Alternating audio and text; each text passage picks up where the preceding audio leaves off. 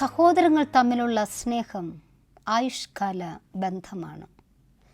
പരസ്പരം സ്നേഹിക്കുക, സഹോദരങ്ങൾ തമ്മിൽ പരസ്പരം അംഗീകരിക്കുക, അത് ജീവിതത്തിൻ്റെ മാറ്റ് വർദ്ധിപ്പിക്കുന്നു. ഹൃദയത്തിനൊരു സന്തോഷം, ഹൃദയത്തിനൊരു സമാധാനം നൽകുന്നു. പരസ്പരം സ്നേഹിക്കുക എന്നുള്ളത് ഒരനുഗ്രഹമാണ്, ദൈവിക നിയോഗമാണ്. സ്വന്തം സഹോദരങ്ങൾ എപ്പോഴും സ്നേഹത്തിൻ്റെ പാതയിലൂടെ പരസ്പരം അംഗീകരിക്കുകയും പരസ്പരം ഉൾക്കൊള്ളുകയും പരസ്പരം പ്രചോദനമായി തീരുകയും ചെയ്യുക എന്നുള്ളത് ഭാഗ്യകരമായ സാഹചര്യമാണ്.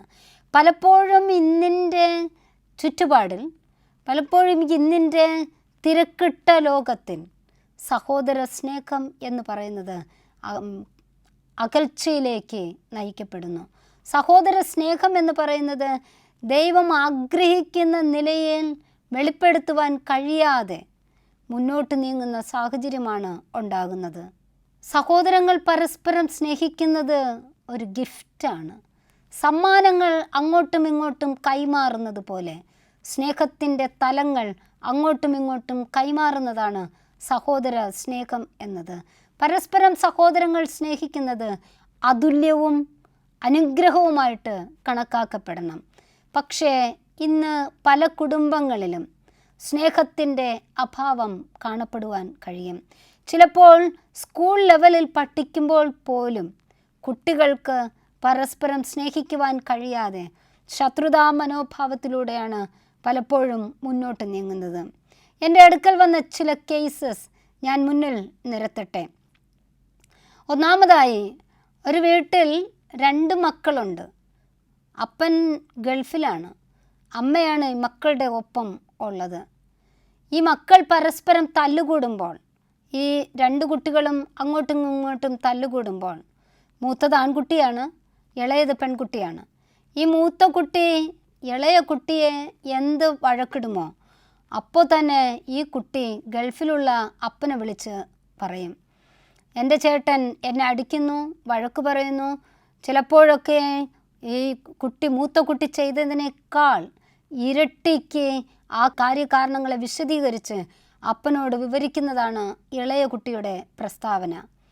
ഈ അപ്പൻ കേട്ടിട്ട് അപ്പോൾ തന്നെ മോനോട് ശകാരിക്കും, എന്തിനാടാ ഇങ്ങനെ കാട്ടിക്കൂട്ടി വയ്ക്കുന്നത്, ഇതിനേക്കാൾ നീ ജീവിക്കേണ്ട ആവശ്യം ഇല്ലായിരുന്നു, നീ ലോകത്തിൽ ജീവിക്കുന്നുവെങ്കിൽ സഹോദരിയെ സ്നേഹിക്കുവാൻ നിനക്ക് കഴിയില്ല എങ്കിൽ നീ എന്തിനാണ് ജീവിക്കുന്നത്?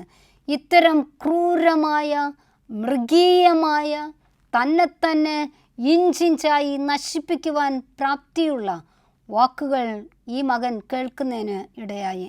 ഈ മകൻ ക്രമേണ എങ്ങനെയെങ്കിലും എൻ്റെ അനുജത്തിയെ പൂർണ്ണമായും അവളുടെ ലക്ഷ്യത്തിൽ നിന്നും, അല്ലെങ്കിൽ അവൾക്ക് പഠിക്കുവാനുള്ള ഈ മനോഭാവത്തിൽ നിന്നും പൂർണ്ണമായും പിന്തിരിപ്പിക്കുക ഈ ഒരു ഉചിതമായ, അല്ലെങ്കിൽ ഈ ഒരു വേണ്ടാത്ത തീരുമാനമാണ് ഈ മകൻ എടുക്കുന്നതിന് ഇടയായത്.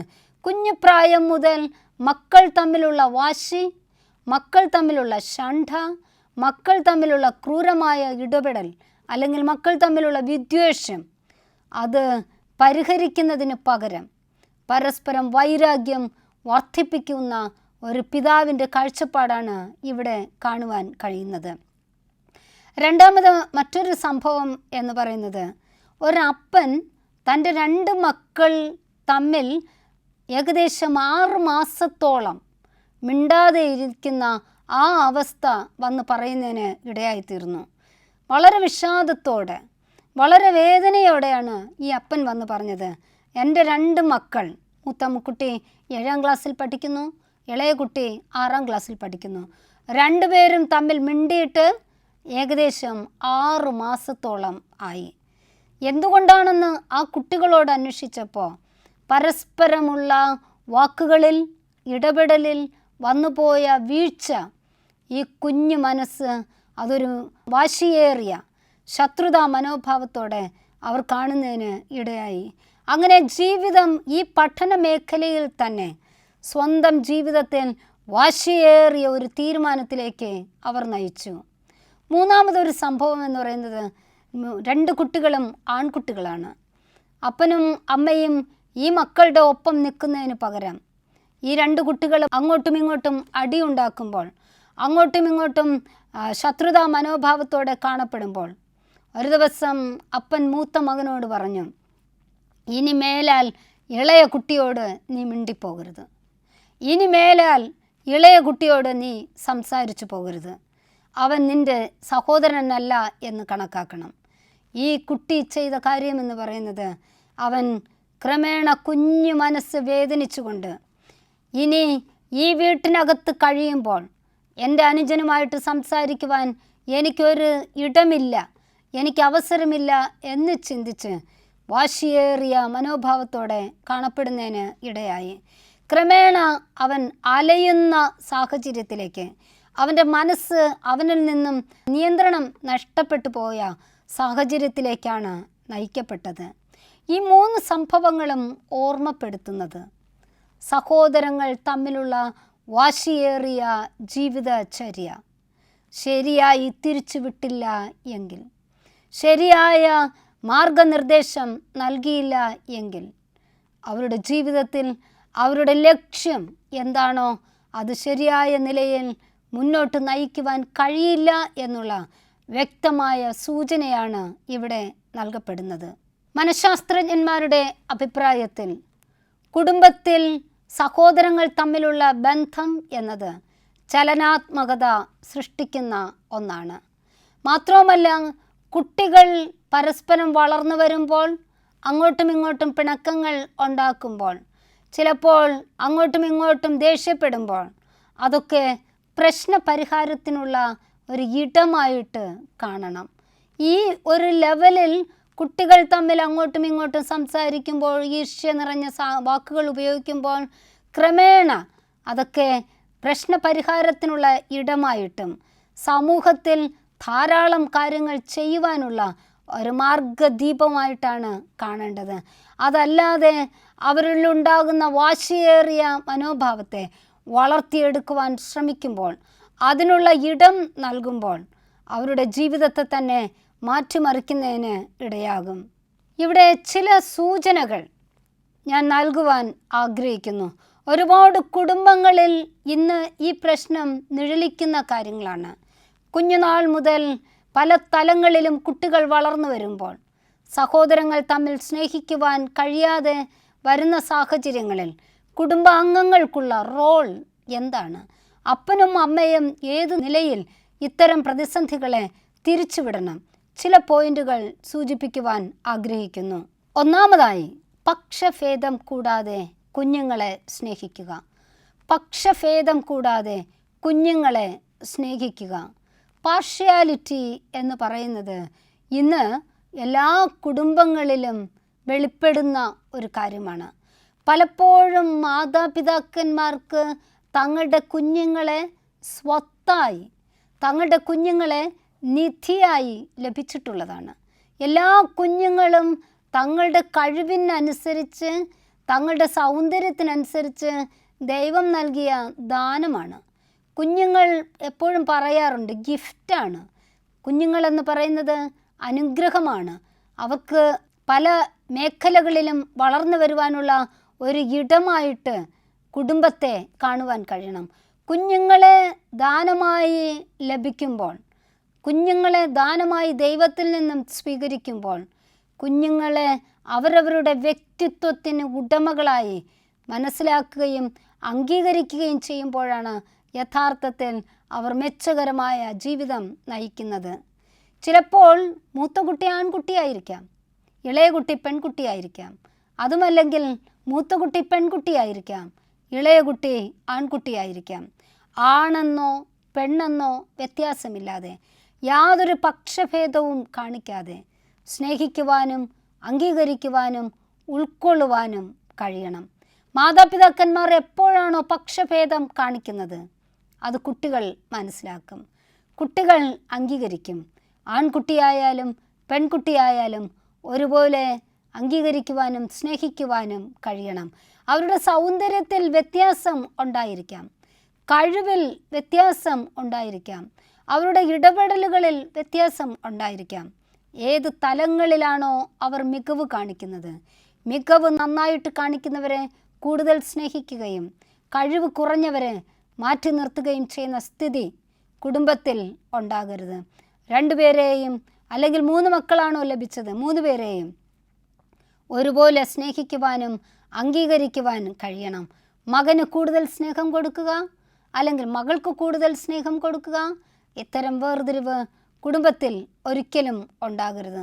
പരസ്പരം അംഗീകരിക്കുക, അവരുടെ സംഭാവനകളെ സ്വീകരിക്കുക, അവരെ സ്വാഗതം ചെയ്യുക, അവർ ആയിരിക്കുന്ന നിലയിൽ പൂർണ്ണമായും ഉൾക്കൊള്ളുവാനുള്ള വിശാല മനസ്കതയാണ് മക്കളുമായുള്ള ബന്ധത്തിൽ അമ്മയ്ക്കും അപ്പനും ഉണ്ടാകേണ്ടത്. പക്ഷഭേദം കൂടാതെ, യാതൊരു വേർതിരിവും കൂടാതെ മക്കളെ കുഞ്ഞുനാൾ മുതൽ സ്നേഹിക്കുമ്പോൾ ആ ജീവിതത്തിൽ ഏറ്റവും മികവിൻ്റെ ലക്ഷ്യത്തിലേക്ക് കുഞ്ഞുങ്ങളെ നയിക്കുവാൻ കഴിയും. അല്ല എങ്കിൽ കുഞ്ഞുങ്ങളെ പക്ഷഭേദത്തോടു കൂടെയാണ് സ്നേഹിക്കുന്നത് എങ്കിൽ പല മേഖലകളിലും കുഞ്ഞുങ്ങൾ ട്രോമ സ്റ്റേജിലേക്ക് നീങ്ങുന്നതിന് ഇടവരും.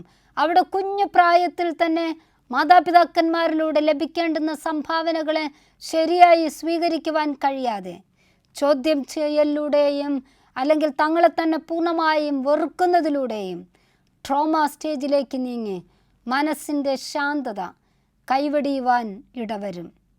രണ്ടാമതായി, ആരോഗ്യകരമായ പരിഹാര നിർദ്ദേശം നൽകുക. മക്കൾ തമ്മിലുള്ള ഇടപെടലുകളിൽ സ്വരച്ചേർച്ചലുകൾ ഉണ്ടാകാം, വിള്ളലുകൾ ഉണ്ടാകാം, പ്രശ്നങ്ങൾ ഉണ്ടാകാം. പക്ഷേ ശരിയായ രീതിയിലുള്ള പരിഹാര മാർഗങ്ങൾ അവർക്ക് നിർദ്ദേശിക്കുകയാണ് വേണ്ടത്. ആരോഗ്യകരമായ പരിഹാര മാർഗങ്ങൾ എന്ന് പറയുമ്പോൾ കുഞ്ഞുങ്ങൾക്ക് അവരുടെ ജീവിത നിലവാരത്തിൻ്റെ അടിസ്ഥാനത്തിൽ മെച്ചകരമായ ജീവിതശൈലിയുടെ സാഹചര്യത്തിലൂടെ അവർ ഏത് ലെവലിലോട്ടാണോ നീങ്ങേണ്ടത് അതിനനുസരിച്ച് നീങ്ങുക. മക്കൾ ചിലപ്പോൾ കുഞ്ഞുങ്ങൾ അവരുടെ സഹോദര്യ ബന്ധത്തിൽ ചില പ്രതിസന്ധികൾ ഉണ്ടാക്കുമ്പോൾ അതിനെ വലുതായി കണ്ടുകൊണ്ട്, അല്ലെങ്കിൽ മക്കളിൽ ഒരാൾ ചെയ്തത് അത് ക്രൂരമാണ്, മറ്റേയാൾ ചെയ്തത് ശാന്തമായ നല്ല കാര്യമാണ് എന്ന് പ്രശംസിക്കുകയും അടിച്ചമർത്തുകയും ചെയ്യുന്ന സാഹചര്യത്തിലേക്ക് അല്ല. മക്കളെ, തുടർന്ന് നിങ്ങൾ നല്ല കുഞ്ഞുങ്ങളായി ജീവിക്കണം, നല്ല കുട്ടികളായി ജീവിക്കണം.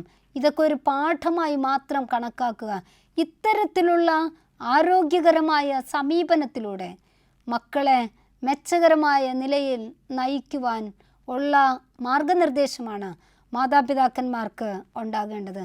ആരോഗ്യപരമായ പരിഹാര മാർഗം ജീവിതത്തിൽ ശ്രേഷ്ഠകരമാണ്. മക്കൾക്ക് നൽകുന്ന ആരോഗ്യപരമായ പരിഹാര മാർഗം അത് അവരുടെ ജീവിതത്തിൽ എന്നും നിലനിൽക്കും. ഏത് നിലയിൽ എത്തപ്പെട്ടാലും, അവർ ഏതൊക്കെ മേഖലകളിൽ എത്തിയാലും അവർക്കെന്നും മാർഗദീപമായി ഈ മാതാപിതാക്കന്മാരുടെ ഉപദേശങ്ങൾ ഉണ്ടാകും എന്നത് ശ്രേഷ്ഠകരമായ കാര്യമാണ്. ആരോഗ്യപരമായ പരിശീലനത്തിലൂടെ അവർക്ക് ലഭ്യമാകേണ്ട കഴിവുകൾ നന്നായി തിരിച്ചുവിടുവാൻ കഴിയുമ്പോൾ വ്യക്തമായ മാർഗനിർദ്ദേശത്തിലൂടെ അവരെ നയിക്കുവാൻ കഴിയും. മൂന്നാമതായി, തുറന്ന സംവേദനം, ഓപ്പൺ കമ്മ്യൂണിക്കേഷൻ. തുറന്ന മനോഭാവത്തിലൂടെ പരസ്പരം സംസാരിക്കുവാൻ, ഇടപെടുവാൻ കഴിയണം. ഞാൻ തൊട്ടു മുൻപ് പറഞ്ഞ ജീവിത സംഭവങ്ങൾ വെളിപ്പെടുത്തുന്നത്, അപ്പൻ പറയുന്നു മേലാൽ ഇളയ കുട്ടിയോട് മിണ്ടരുത്. അതുപോലെ വീണ്ടും അപ്പൻ പറയുന്നു, നീ എന്തിനാണ് ലോകത്തിൽ ജീവിച്ചിരിക്കുന്നത്. അതുപോലെ ഇങ്ങനെയുള്ള ഉപദേശങ്ങൾ, അല്ലെങ്കിൽ അപ്പൻ അമ്മ മക്കളെ നല്ല പാതയിലേക്ക് നയിക്കുവാൻ ശ്രമിക്കുമ്പോൾ അവരുടെ ജീവിതത്തിലെ പ്രശ്നങ്ങളെ ഓരോന്നോരോന്നായിട്ട് അഴിക്കുവാൻ ശ്രമിക്കുമ്പോൾ ഒരു തുറന്ന സംവേദനത്തിൻ്റെ പാത കൂടെ അവരുടെ മുൻപിൽ തുറക്കപ്പെടണം. എത്രത്തോളം അനുകൂലമായ സംവേദനം മക്കൾക്ക് നൽകുവാൻ കഴിയുന്നുവോ അതിനനുസരിച്ച് അവരുടെ ജീവിതത്തിന് തന്നെ നല്ലൊരു അടിത്തറ ഇടുവാൻ കഴിയും. തുറന്ന സംവേദനം പലപ്പോഴും സന്തോഷത്തിലേക്കും പ്രശ്നപരിഹാരത്തിലേക്കും നയിക്കപ്പെടുന്നു. തുറന്ന സംവേദനം എപ്പോഴും ആനന്ദകരമായ അനുഭൂതിയിലേക്ക് നയിക്കപ്പെടുന്നു. തുറന്ന സംവേദനം എപ്പോഴും അമർഷമുള്ള അല്ലെങ്കിൽ വൈരാഗ്യബുദ്ധിയുള്ള മനോഭാവത്തെ മാറ്റുന്നു. എപ്പോഴും അവർക്ക് ജീവിതത്തിൽ ആത്മസംയമനം നേടുവാനുള്ള കരുത്താണ് മാതാപിതാക്കന്മാർ മക്കൾക്ക് നൽകേണ്ടത്. അതല്ലാതെ വൈരാഗ്യബുദ്ധിയോടുകൂടെ പിണങ്ങിയിരിക്കുന്ന മനോഭാവം, അല്ലെങ്കിൽ തങ്ങളുടെ കാര്യങ്ങളിൽ ഉചിതമായി ശ്രദ്ധിക്കുവാൻ കഴിയാത്ത സാഹചര്യങ്ങൾ ഇത്തരത്തിലേക്ക് നയിക്കുന്ന അനുഭവമല്ല. അതിനേക്കാൾ അപ്പുറമായി ഒരനുകൂലമായ സാഹചര്യം സൃഷ്ടിച്ചുകൊണ്ട് തങ്ങളുടെ മക്കൾ മെച്ചകരമായ ജീവിത നിലവാരം പുലർത്തുകയാണ് വേണ്ടത്. മക്കളെ എന്നുള്ള വിളിയോടുകൂടെ, മോനെ മോളെ എന്നുള്ള ആ ഒരു സന്തോഷകരമായ അനുഭൂതി കുഞ്ഞുങ്ങൾക്ക് നൽകുവാൻ കഴിയുമ്പോൾ വ്യക്തമായ മാർഗനിർദ്ദേശം തന്നെ കുഞ്ഞുങ്ങൾക്ക് കൊടുക്കുവാൻ കഴിയും. ഈ സംവേദനം എന്നൊക്കെ പറയുമ്പോൾ അവരെ ഒന്ന് സ്നേഹിക്കുക, അവരെ കരുതുക, അവരുമായുള്ള നല്ല ബന്ധത്തിലേക്ക് നയിക്കപ്പെടുക. ഈ ജീവിതചര്യയാണ് മക്കൾക്ക് എന്നും സംഭാവനയായിട്ട് ഓർത്തിരിക്കുവാനുള്ള കാര്യമായിട്ട് മാതാപിതാക്കന്മാർ നൽകേണ്ടത്. മക്കൾ ഇത്തരത്തിലുള്ള ജീവിതശൈലി പിന്തുടരുമ്പോൾ മാതാപിതാക്കളും മക്കളും തമ്മിലുള്ള ശ്രേഷ്ഠകരമായ ബന്ധം പുലർത്തുവാൻ കഴിയും. ചില സാഹചര്യങ്ങളിൽ ചിലപ്പോൾ വാക്കുകൾ ഉപയോഗിക്കുന്നത് തന്നെ, മക്കൾ പരസ്പരം ഉപയോഗിക്കുന്ന വാക്കുകൾ കഠിനമെന്ന് തോന്നിയാൽ അവിടെയൊക്കെ സോഫ്റ്റായിട്ട്, മൃദുവായിട്ട്, സ്നേഹത്തോടുകൂടെ മാതാപിതാക്കന്മാർക്ക് മക്കളെ ഉപദേശിക്കുവാൻ കഴിയണം. അതിലൂടെയാണ് ഈ ഒരു തുറന്ന സംവേദനത്തിൻ്റെ വഴി തുറക്കപ്പെടുന്നത്. ഈ തുറന്ന സംവേദനത്തിൻ്റെ വഴി തുറക്കപ്പെടുമ്പോൾ മക്കൾ തങ്ങളുടെ റോൾ നന്നായി മനസ്സിലാക്കുന്നതിനും തങ്ങളുടെ ജീവിത നിലപാട് മെച്ചകരമായ നിലയിൽ ആക്കുന്നതിനും ഇടവരുന്നു. നാലാമതായി, പരസ്പരം ബഹുമാനിക്കുവാനുള്ള ദർശനം നൽകപ്പെടണം. ബഹുമാനം എന്ന് പറയുന്നത് അംഗീകരിക്കുക, ഉൾക്കൊള്ളുക. അവരവരുടെ ജീവിത നിലവാരത്തിൽ എല്ലാവരും ആഗ്രഹിക്കുന്ന ഒരു കാര്യമാണ് ബഹുമാനം എന്ന് പറയുന്നത്. പലപ്പോഴും മൂത്ത കുട്ടി ഇളയ കുട്ടിയെ അധികമായി ഒന്ന് ആക്രോശിച്ചിരുത്താൻ ശ്രമിക്കും. അതല്ലെങ്കിൽ ഇളയ കുട്ടി മൂത്ത കുട്ടിയെ ആ കുട്ടിയുടെ റോളിൽ അംഗീകരിക്കാതെ, ബഹുമാനിക്കാതെ ഒരു നിസ്സാരമായി കാണുവാനുള്ള ശ്രമം ഉണ്ടാകും. ഇത്തരം ജീവിതാവസ്ഥ ഉണ്ടാകരുത്. ആദ്യം സ്വയം റെസ്പെക്റ്റ് ചെയ്താൽ മാത്രമേ, സെൽഫ് റെസ്പെക്റ്റ് ഉണ്ടെങ്കിൽ മാത്രമേ സഹോദരങ്ങളെയും സ്നേഹിക്കുവാൻ കഴിയുകയുള്ളൂ. എപ്പോഴാണോ നിസ്സാരമായി സഹോദരങ്ങളെ കാണുന്നത്, അപ്പോൾ ഓർക്കുക, അവരുടെ ഉള്ളിൻ്റെ ഉള്ളിൽ താൻ ഒന്നിനും കൊള്ളില്ല, താൻ ഇത്രയും വില കുറഞ്ഞവൻ അല്ലെങ്കിൽ വില കുറഞ്ഞവൾ എന്നുള്ള ജീവിത നിലവാരത്തിലേക്ക് ഉയർത്തപ്പെടുന്നു. അങ്ങനെയല്ല വേണ്ടത്. പരസ്പരം ബഹുമാനിക്കുവാൻ, പരസ്പരം ഉൾക്കൊള്ളുവാൻ, ശാന്തതയോടെ അംഗീകരിക്കുവാൻ. ഓരോ വ്യക്തികളും അതുല്യരാണ്, ഓരോ വ്യക്തികളും വ്യക്തിത്വത്തിൻ്റെ പ്രതിഭകളാണ് എന്നുള്ള ചിന്തയായിരിക്കണം കുഞ്ഞു മക്കളിൽ ഉണ്ടാകുവാൻ ഇടവരേണ്ടത്.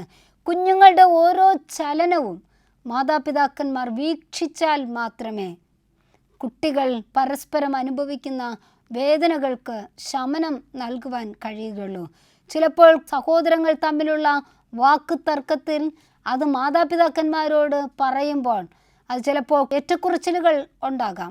ആ ഏറ്റക്കുറച്ചിലുകൾ പൂർണ്ണമായും അവരിൽ നിന്നും അവരോട് സംസാരിച്ച് തന്നെ പരിഹാരം കണ്ടെത്തുവാൻ ശ്രമിക്കുമ്പോഴാണ് അവരെ പൂർണ്ണമായും ഉൾക്കൊള്ളുന്ന സാഹചര്യത്തിലേക്ക് നയിക്കുന്നത്.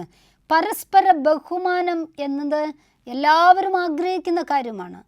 അത് പ്രായവ്യത്യാസമില്ല, അല്ലെങ്കിൽ വിവിധ നിലകൾ എന്നൊന്നുമില്ല. ഏത് പ്രായത്തിലും എല്ലാവരും തങ്ങളെ ബഹുമാനിക്കുക, ആദരിക്കുക, ഇഷ്ടപ്പെടുക, തങ്ങളെ ചേർത്ത് കൊള്ളുക, തങ്ങളുടെ വാക്കുകൾ ഉൾക്കൊള്ളുക എന്നുള്ളത് ആഗ്രഹിക്കുന്ന കാര്യമാണ്. അങ്ങനെയാണെങ്കിൽ മക്കൾ തമ്മിലുള്ള ബന്ധത്തിൽ പരസ്പര ബഹുമാനത്തോടെ പരസ്പരം സ്വീകരിക്കുകയും അംഗീകരിക്കുകയും ചെയ്യുന്ന നിലപാടിലൂടെയാണ് മുന്നോട്ട് നീങ്ങേണ്ടത്. അതില്ലാത്ത പക്ഷം കുഞ്ഞുങ്ങൾ പരസ്പരം വൈരികളായിത്തീരുന്ന, ശത്രുതാ മനോഭാവമായിത്തീരുന്ന സാഹചര്യങ്ങൾ സൃഷ്ടിച്ചെടുക്കുന്നു. മാതാപിതാക്കന്മാരും മക്കളും തമ്മിലുള്ള ബന്ധം ശ്രേഷ്ഠമാണ്. മാതാപിതാക്കന്മാർ സ്വരചേർച്ചയോടെ ജീവിക്കുന്നു എങ്കിൽ മക്കളും സ്വരച്ചേർച്ചയോടെ ജീവിക്കും. ഇടയ്ക്ക് ഒരു കുട്ടി പറഞ്ഞത് ഇപ്രകാരമാണ്: ഞാനും എൻ്റെ ചേച്ചിയും തമ്മിൽ പിണങ്ങിയിരിക്കുന്നു.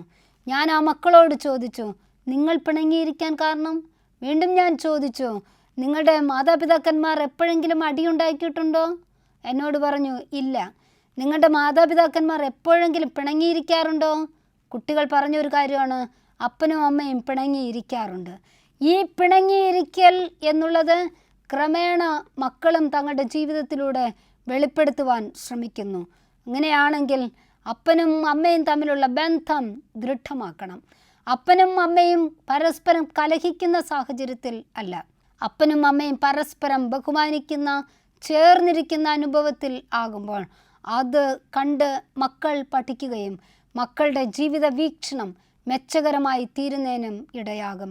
പരസ്പരം ബഹുമാനിക്കുക, ആദരിക്കുക, ഈ ഒരു ജീവിത വീക്ഷണത്തോടുകൂടെ ആയിരിക്കണം എപ്പോഴും ജീവിതം നയിക്കേണ്ടത്. അതല്ല എങ്കിൽ കുഞ്ഞുങ്ങൾ പരസ്പരം ശത്രുതാ മനോഭാവത്തിലായിത്തീരുന്ന സാഹചര്യമാണ് സൃഷ്ടിക്കപ്പെടുന്നത്. യേശുക്രിസ്തു തൻ്റെ ഗിരിപ്രഭാഷണത്തിൽ വെളിപ്പെടുത്തിയത് ഇപ്രകാരമാണ്: സഹോദരനോട് കോപിക്കരുത്, സഹോദരനെ നിസ്സാര എന്ന് പറയരുത്, സഹോദരനെ മൂഢ എന്ന് വിളിക്കരുത്. അങ്ങനെയാണെങ്കിൽ അഗ്നിനരകത്തിന് യോഗ്യനായിത്തീരും. അങ്ങനെയാണെങ്കിൽ ജീവിത തള്ളപ്പെടുന്ന, തിരസ്കരിക്കപ്പെടുന്ന സാഹചര്യം ഉണ്ടാകും. അങ്ങനെയുള്ള ജീവിതമാണ് നയിക്കുന്നത് എങ്കിൽ പരസ്പരം സന്തോഷിക്കുവാൻ, അംഗീകരിക്കുവാൻ, സമാധാനത്തോടെ ജീവിക്കുവാൻ കഴിയില്ല എന്ന് വചനം പഠിപ്പിക്കുന്നു. എപ്പോഴും സഹോദരങ്ങളെ പരസ്പരം സ്നേഹിക്കുക എന്നുള്ളത് മികച്ച സംഭാവനയാണ് നൽകപ്പെടുന്നത്.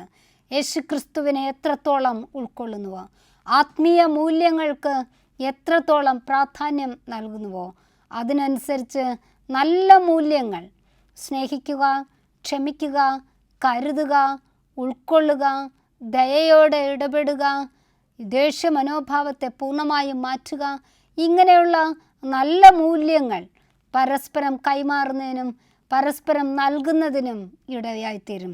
ക്രിസ്തു വചനങ്ങൾക്ക് പ്രാധാന്യം നൽകുന്നതിന് അനുസരിച്ച് ഉള്ളിൻ്റെ ഉള്ളിൽ ശത്രുതയ്ക്ക് പകരം അനുഗ്രഹത്തിൻ്റെ മാതൃകകൾ, അനുഗ്രഹത്തിൻ്റെ മൂല്യങ്ങൾ ഉള്ളിൻ്റെ ഉള്ളിൽ ഉണ്ടാകുമ്പോൾ അത് പരസ്പരം കൈമാറുന്ന സ്ഥിതിവിശേഷമാണ് ഉണ്ടാകുന്നത്. താഴ്മയോടെ, വിനയത്തോടെ, ക്ഷമയോടെ എപ്പോഴും ഇടപെടുമ്പോൾ സന്തോഷത്തിൻ്റെയും സമാധാനത്തിൻ്റെയും മൂല്യമുള്ള ജീവിതം പടുത്തുയർത്തുവാൻ കഴിയും. സഹോദരങ്ങൾ തമ്മിലുള്ള ബന്ധം എന്ന് പറയുന്നത് എത്രത്തോളം സംഭാവനകൾ നൽകപ്പെടുവാൻ കഴിയുന്നുവോ അത്രത്തോളം സംഭാവനകൾ പരസ്പരം നൽകുക. മൂത്ത കുട്ടി നന്നായിട്ട് പഠിക്കുന്നുവെങ്കിൽ ഇളയ കുട്ടിക്ക് അതൊരു പ്രചോദനം ആയിത്തീരണം. ഇളയ കുട്ടി നന്നായി പഠിക്കുന്നു എങ്കിൽ മൂത്ത കുട്ടിക്ക് പ്രചോദനം ആയിത്തീരണം. 3 കുട്ടികളോ 4 കുട്ടികളോ ഉള്ളിടത്ത് പരസ്പരം ഒരു ശ്രേണിയായി പ്രവർത്തിക്കുമ്പോൾ, പരസ്പരം ഒരു ചങ്ങലയായി പ്രവർത്തിക്കുമ്പോൾ, പരസ്പരം സന്തോഷം നൽകുന്ന കുഞ്ഞുങ്ങളായി പ്രവർത്തിക്കുമ്പോൾ എല്ലാ തലങ്ങളിലുമുള്ള മൂല്യങ്ങളെ ഉൾക്കൊള്ളുവാൻ കഴിയും. ഇവിടെയാണ് വിവേചനം തച്ചുടയ്ക്കപ്പെടുന്നത്. ഇവിടെയാണ് സ്നേഹത്തിൻ്റെ അനുഭൂതിയിൽ ജീവിതത്തെ മുന്നോട്ട് നയിക്കപ്പെടേണ്ടത്. മാതാപിതാക്കന്മാരിലൂടെ ലഭ്യമാകുന്ന നല്ല വാക്കുകൾ, മാതാപിതാക്കന്മാരിലൂടെ ലഭ്യമാകുന്ന പ്രചോദനമായ കാര്യങ്ങൾ മക്കൾ എന്നും ചേർത്ത് പിടിക്കുവാൻ, മക്കളിലൂടെ നന്നായി പ്രതിഫലിപ്പിക്കപ്പെടുവാൻ തീർച്ചയായും ഇടവരണം. അങ്ങനെ വരുമ്പോൾ സന്തോഷകരമായ, മെച്ചകരമായ ജീവിതത്തിന് ഉടമകളായിത്തീരുവാൻ ഓരോ കുഞ്ഞുങ്ങൾക്കും കഴിയും. ഓരോ കുഞ്ഞുങ്ങളും എന്ന് പറയുന്നത് അവരവരുടേതായ വ്യക്തിത്വത്തിന് ഉടമകളാണ്. അവർക്ക് വേണ്ടുന്ന നന്മയുടെ അംശം തിരഞ്ഞെടുക്കുവാനുള്ള ഒരു വേദിയാണ് കുടുംബ ബന്ധങ്ങൾ എന്ന് പറയുന്നത്. കുടുംബ ബന്ധങ്ങളിലൂടെ മെച്ചകരമായ ജീവിതം സ്വായത്തമാക്കുവാൻ കഴിയുമ്പോൾ മാതാപിതാക്കന്മാർ അതിന് അനുസൃതമായ ഇൻസ്ട്രുമെൻസായി, ഉപകരണങ്ങളായി പ്രവർത്തിക്കുമ്പോൾ തീർച്ചയായും കുട്ടികൾ എന്നും സൽപാതയിൽ മുന്നേറുവാൻ ഇടവരും. കുട്ടികളെ സ്നേഹത്തോടെ അംഗീകരിക്കുക, കുട്ടികളെ ചേർത്ത് പിടിക്കുക, പക്ഷഭേദം ഇല്ലാതെ അവരെ ഉൾക്കൊള്ളുവാൻ ശ്രമിക്കുക. അത്തരത്തിൽ ജീവിതത്തെ മുന്നോട്ട് നയിക്കുമ്പോൾ പരസ്പര ബഹുമാനത്തിൽ അധിഷ്ഠിതമായ ഒരു ജീവിതം ചേർത്തണയ്ക്കുവാൻ കഴിയും. പരസ്പരമുള്ള കഴിവുകളെ അംഗീകരിക്കുവാനും ഉൾക്കൊള്ളുവാനുമുള്ള ശ്രേഷ്ഠതയാണ് വേണ്ടത്. ഈ ജീവിതത്തിന് ഉടമകളായി തീർന്നുകൊണ്ട്, പരസ്പരം സഹോദരങ്ങളായി വർത്തിച്ചുകൊണ്ട്, പരസ്പരം അനുഗ്രഹിക്കപ്പെട്ടവരായി മുന്നേറുവാൻ സർവശക്തനായ ദൈവം എല്ലാ കുടുംബാംഗങ്ങളെയും സഹായിക്കട്ടെ എന്ന് പ്രാർത്ഥിച്ചുകൊണ്ട് നിർത്തട്ടെ.